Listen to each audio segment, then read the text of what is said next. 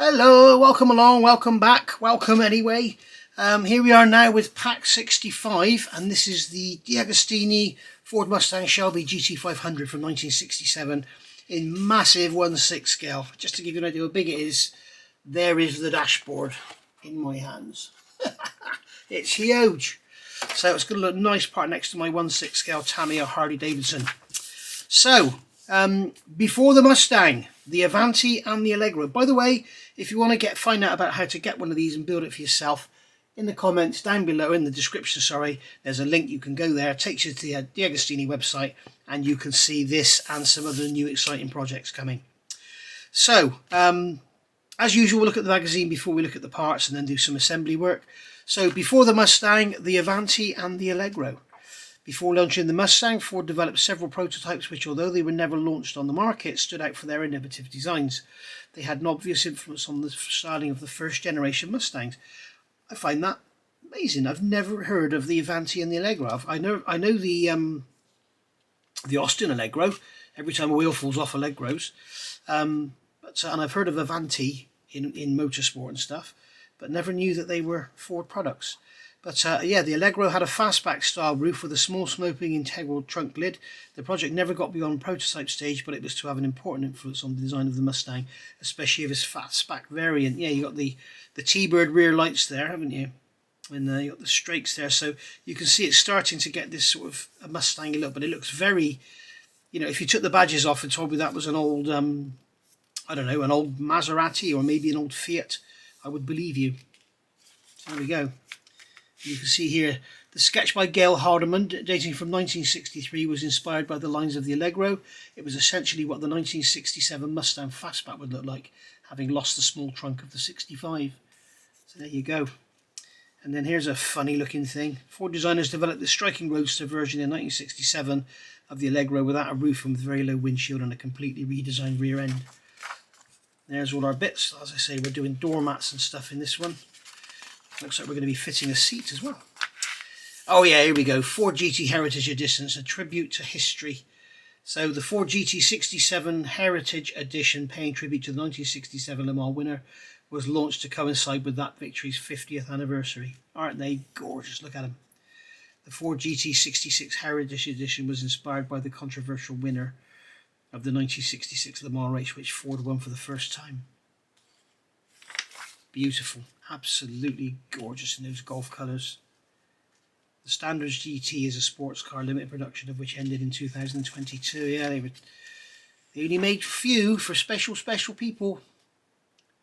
And there's the that's the latest. That's the early car, and then this is the second generation GT, which was the one Jeremy Clarkson had. So yeah, beautiful. Worth having a good read about those. We shall have a look at that later. So as usual, because we finished with the magazine, we will put our light on, we will get our bag, FM065, and we will get a knife and we will open the bag. Okay, and then we can take out the parts. So we've got a couple of floor mats there. They're nice, they're like proper rubber floor mats. Got the GT500 printed on them. This is a very nice model. I'm really enjoying this. I know some people don't like Partworks. I certainly am loving this one, I must be honest.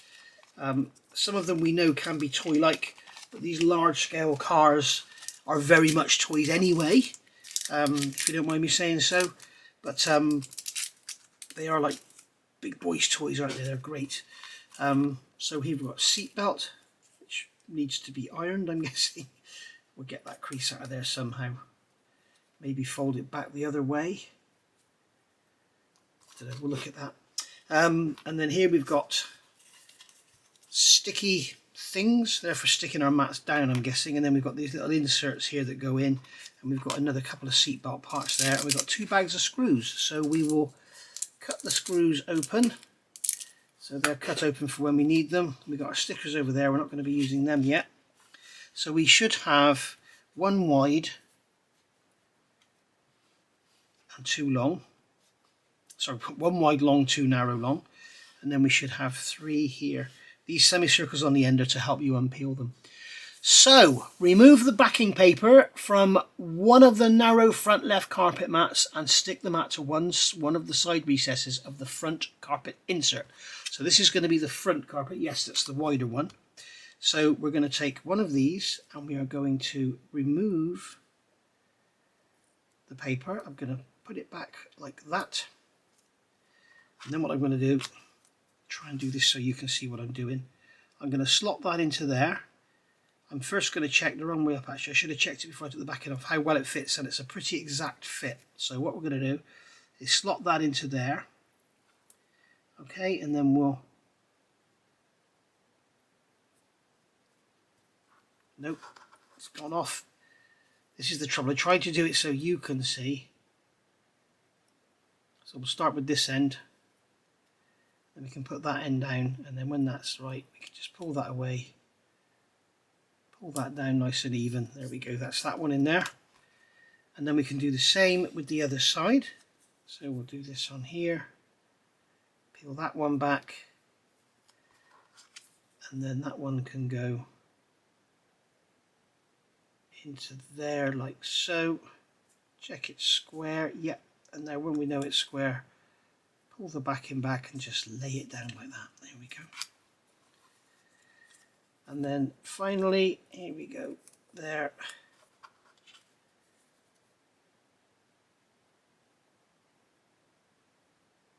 Pull that one down like that.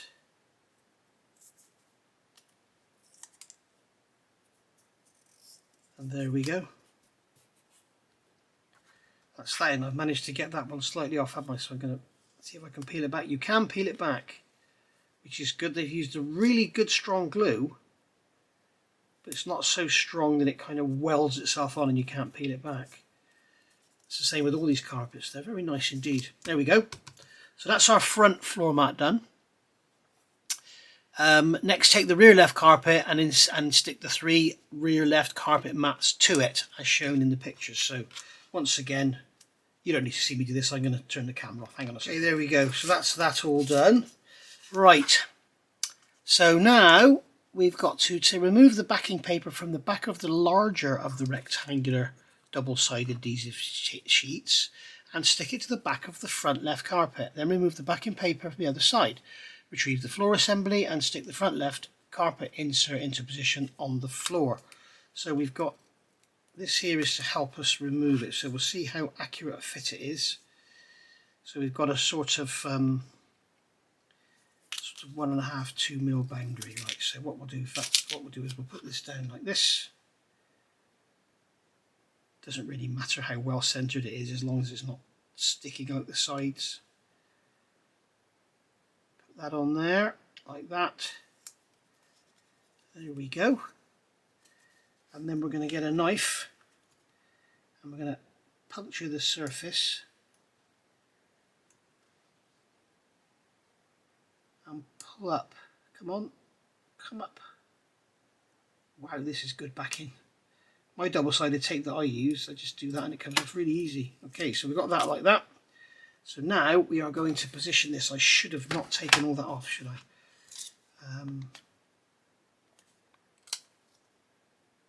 What we'll do is stick that on there like that. Okay, and what I'm going to do, this is going to be very difficult for you to see. One, because it's black. Two, I should have done this beforehand. I just want to check how well it fits so I know how much boundary I've got. And I think it fits in there pretty much exactly right. Okay, so we're going to stick that into there like that.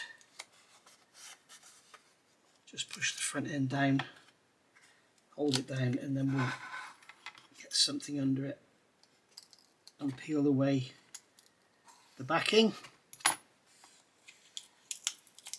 like so, and then just push the mat down. Come here. There we are, that's our floor mat in place. Is this the right side?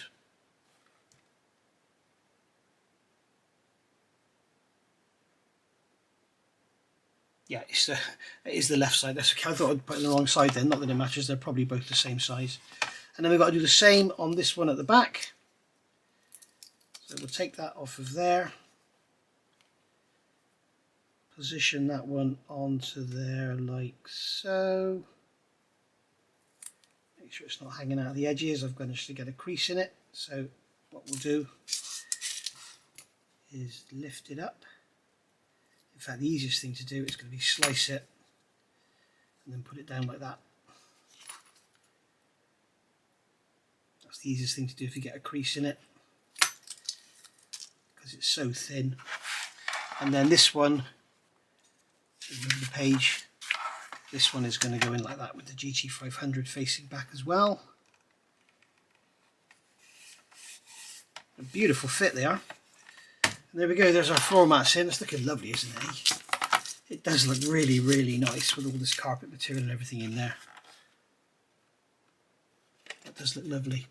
So now we've got to retrieve the driver's seat and identify the two attachment points where it is fixed to the floor.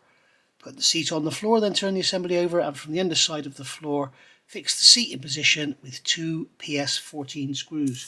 So we have PS14 screws there, but I don't have a seat. I'm going to have to go and get my seat. Back in a sec. Okay, I nearly made a big mistake then. I completely missed out this bit here. Step 65.8. Now take the seatbelt anchor 65C here.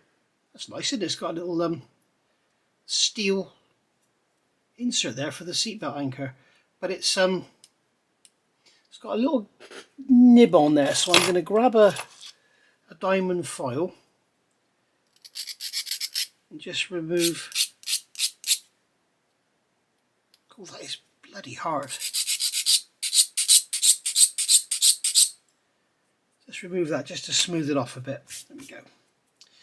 Okay, so we're going to take this. It's got L on it, and then we've got this piece here going in. And we're going to put that on there. So we've got a little protrusion on there. You can see a little nubbin sticking out. It's going to go into that slot, and then we're going to get a PS5 screw. So there's going to be, we've got 3 of those in the packet, so we're clearly going to use 2 of them. And we're going to fix that screw into there. Going into plastic, guys. Don't forget, don't go graunching it up. That one's going to go in there like that, so that's in there. And now what they're asking us to do is place the seatbelt anchor bracket on the floor next to the rear left carpet insert. Check that the protruding rear side faces outwards and secure the bracket with a PS05 screw through the underside of the floor. So we've got to make sure. It says check that the protruding rear side faces outwards. I think they mean this protruding rear side here is faced outwards. So that's basically going to go into that hole there. Yep. And then we're going to grab, I'm going to have to put this down a second. We'll grab this, we're going to put it back in that hole, just like that. And then we'll come in from underneath. I'm sorry, I know you can't see what I'm doing, but just put that PS05 screw in there like that. Now that is fixed in the down position, it can't come up, so you can't place seat belts.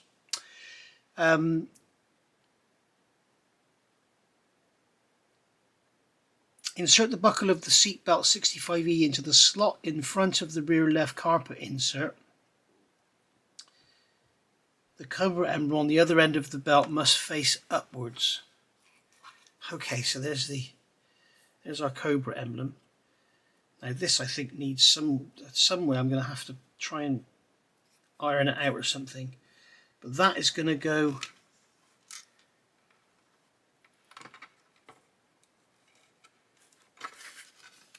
okay, so that end has got to go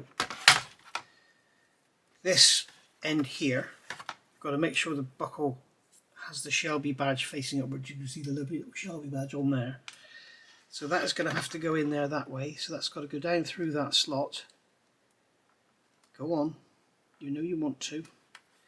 And then that is going to come under and clip onto there. Like so. I'm not going to push it on fully because I want to take it off and iron it, I think, because I don't like the way that seat belt is all wrinkled up. It looks naff, doesn't it? So I'm going to see if I get the iron on it, if I can iron it out. Back in a second. Oops, It's the only word I can say. The iron got very hot very quickly, and now I have a seat belt melted onto my iron, which I should be able to get off. It's cooling down a bit. So yeah, don't make sure when the iron's on, it's on a very low setting, not on a too high a setting like I had. So yeah, it's still very hot now. It's not been plugged in for a little while. So there we go. I made a big boo-boo there. So I'll have to find some material that I can use to replace the seatbelt with. So we won't worry about the seatbelt for now. We will carry on with the build, and then next time I see you, I will tell you what I've actually done to repair it. So yeah, silly boy. Okay, so the Cobra emblem must press the buckle into the back of the floor. So that's I already showed you that. I'm going to find some material and I will make a new belt.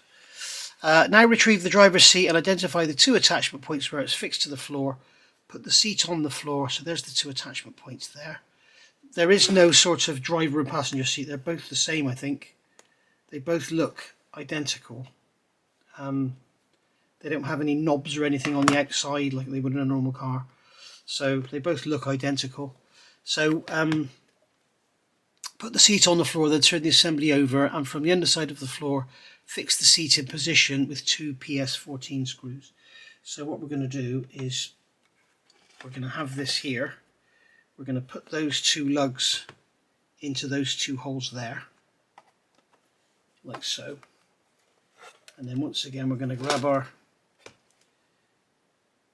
turn it over, get a couple of PS14 screws. Oh, these are tiny. And then we're going to go up through here and into the bottom of the seat, I guess. No? Yes? No? Are we? Or not? I'm not sure if those screws will even reach. Let's have a look. Let's get this together properly. Right, and then we'll put a screw in the hole.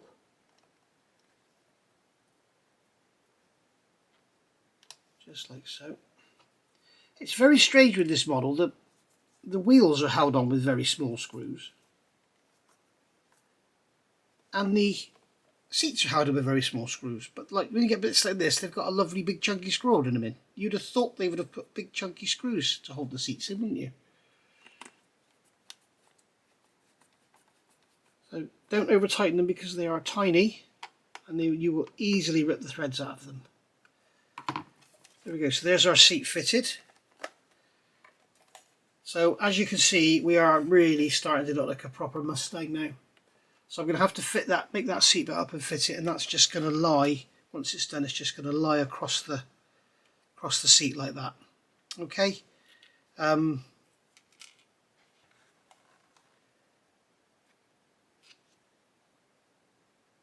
not really sure that it's, because they've got this here, and that is what would plug into there.